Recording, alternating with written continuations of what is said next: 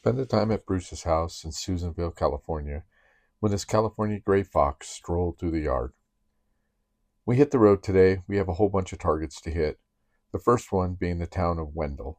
The town of Wendell went by many different names, but in 1914 the Southern Pacific Railroad established a junction there, and the town began to flourish. In 1996, the railway shut down that section of rail, and most of the rail infrastructure was removed.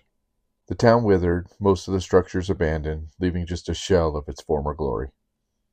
Our next stop was this flowing spring, which feeds this large pond with reeds and wildlife throughout. The water from the spring flows through this hose.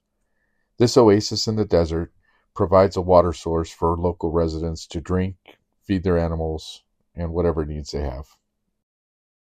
So Bruce is bringing me out to this talc mine, and he refuses to tell me anything about how far in it goes or if it's cool or not. So let's go figure it out. We walked into the end of this talc mine, which was maybe 50 or 100 feet in. The soft walls are prone to all kinds of graffiti and carvings on the sides of the walls.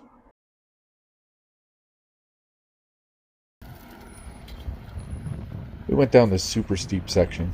Bruce opted to get out of the car. We'll say it was to do videography. I'm sure it wasn't because he was nervous about my driving or the steepness of the road.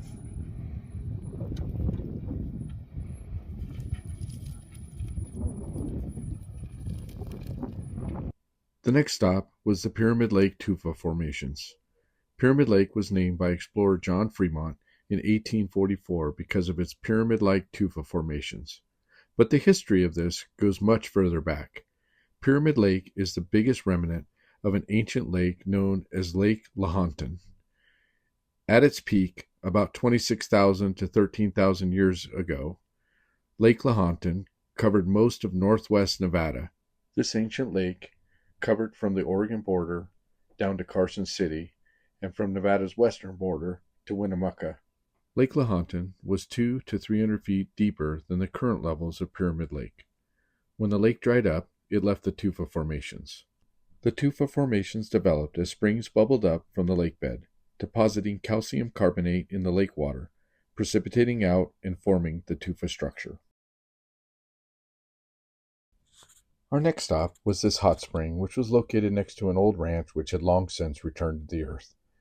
As we pulled in, we found this large pool. The source was bubbling up out of this pipe at about 85 degrees and flowing down into the big pool. The water in the pool was crystal clear, and at one end of the pond, we found all these small fish teeming in the shallows.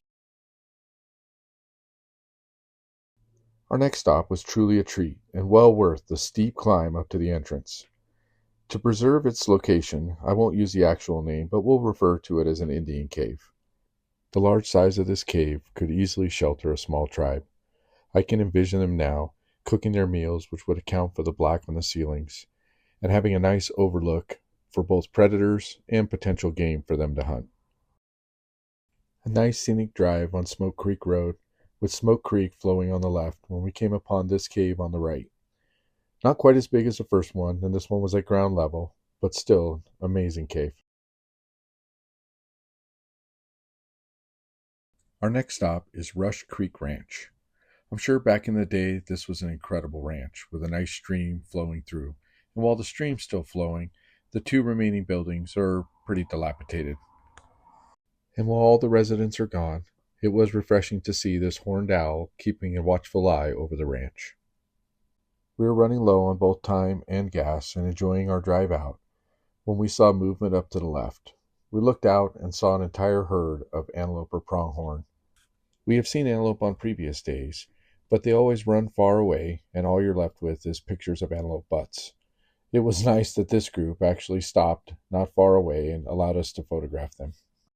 We came upon this pair of wild donkeys that had some pretty cool markings on them. It was nice to stop for a couple of minutes and watch them graze. Not far off of Belfast Road lies our next target, the Belfast Petroglyph site. The Belfast Petroglyph site, overlooking Willow Creek Canyon, is on the National Registry of Historical Places. Showing the relationship between ancient peoples and the environment, the Belfast Petroglyphs may have been created and used by several Native American groups over the last 2,000 years. Some scholars believe the petroglyphs are connected with solstice events. I'd like to thank Bruce for taking me out on all of his local trails, showing me the hot springs, the abandoned ranches, historical sites, and his hidden treasures and caves. It's been a great experience. Please like and subscribe. Leave a comment if you enjoyed the video.